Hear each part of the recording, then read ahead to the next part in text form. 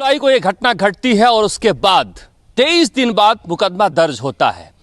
मौत का जिम्मेदार कौन है? हमारे साथ हमारे संवाददाता जय किशन जुड़ रहे हैं, जो 2 दिनों तक जालोर के उस गांव में रहकर आए हैं। उनसे जानने की कोशिश करते हैं कि आखिर क्या हुआ था, कैसे हुआ था, सारा मामला क्या है। जय किशन, आप जाकर आए हैं, किस तरह के हालात हैं वो, कितनी सच्चाई है इस बात में कि वहां पर अभी भी छुआछूत जिंदा है? देखिए शरद, निश्चित तौर पे जो है छुआछूत पश्चिमी राजस्थान की एक बड़ी समस्या है और उसी समस्या, इसी टैबू के चक्कर में जो है एक 9 साल के बच्चे की जान हो गई।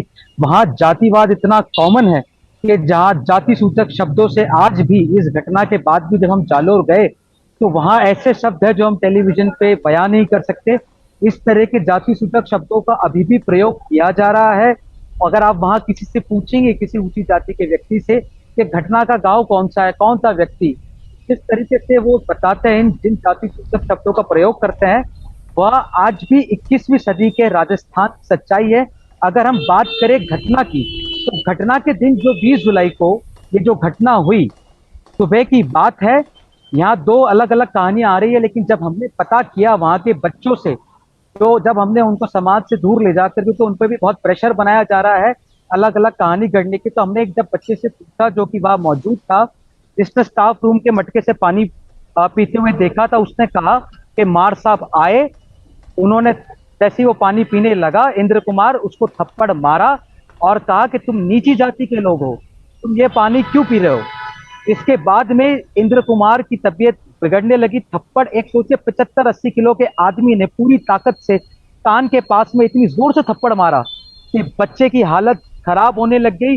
तो प्रथम दृष्टया रिपोर्ट आ रही है, उनके अनुसार ब्रेन हैमरेज भी निकल सकता है। हालांकि विशेषज्ञ रिपोर्ट के लिए सैंपल भेजा है।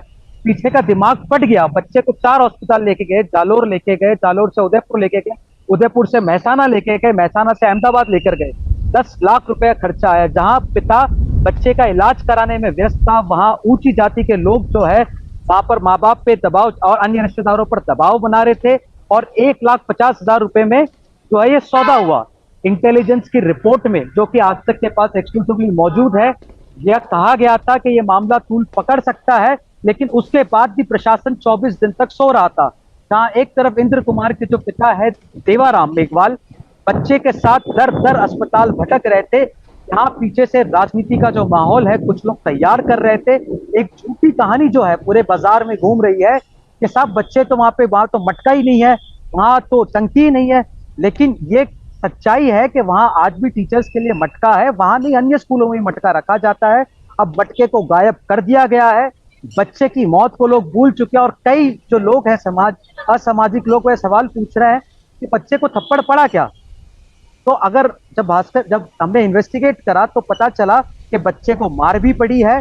उसके बाद में समझौता भी हुआ है। 1.5 लाख रुपए के अंदर मटके को हटा दिया गया। वहां के जो अन्य जाति के लोग थे, जाति के ठेकेदार थे, उन्होंने उन लोगों से कहा, बच्चों से कहा कि अगर कोई भी मीडिया वाले आपके पास आते हैं तो आपको ये बताना है कि नहीं साहब, हम तो खेल रहे थे।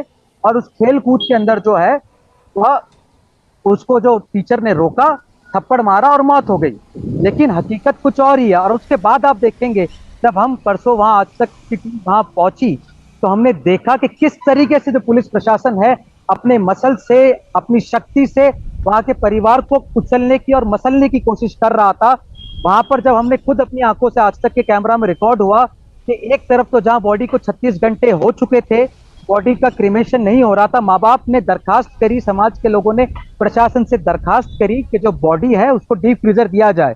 लेकिन प्रशासन उल्टा परिवार को कहता है कि हम आपको लीगल नोटिस देने आए हैं और आप जो है बच्ची को, बॉडी को जलाइए वरना कार्रवाई की जाएगी। जब समाज के लोगों ने इस पर विरोध किया तो उन पे लाठियां बरसाई गई, उन पे पत्थर बरसाए गए, भीड़ को खदेड़ा गया। ये सब कुछ आज तक के कैमरा में रिकॉर्ड हुआ है। इस पूरे घटना में जो बच्चे के पिता है, इंद्र कुमार मेघवाल के पिता देवाराम मेघवाल, उन्हें भी चोट लग गई। उनके चाचा का यहाँ तक सर भी फट गया। कुछ महिला कार्यकर्ताओं की नाक से खून बह रहा था। पुलिस ने लाठीचार्ज किया। तो आप ये देखिए प्रशासन किस हद तक असंवेदनशील हो चुका है। बिल्कुल जय किशन। जी शरद। हाँ बिल्कुल जय किशन, आप सही कह रहे हैं कि इसीलिए हम कह रहे हैं कि टीचर ने तो उसे एक बार मारा लेकिन सिस्टम ने उसे बार बार मारा।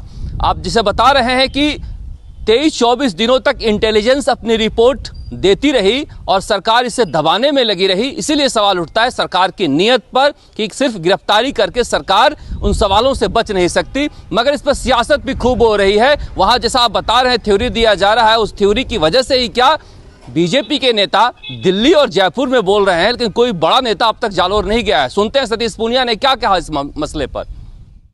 सुराना गांव के जालोर जिले के इंद्र मेघवाल की शिक्षक के द्वारा पिटाई से मौत हो गई। ये समाज के समक्ष भी और शासन के समक्ष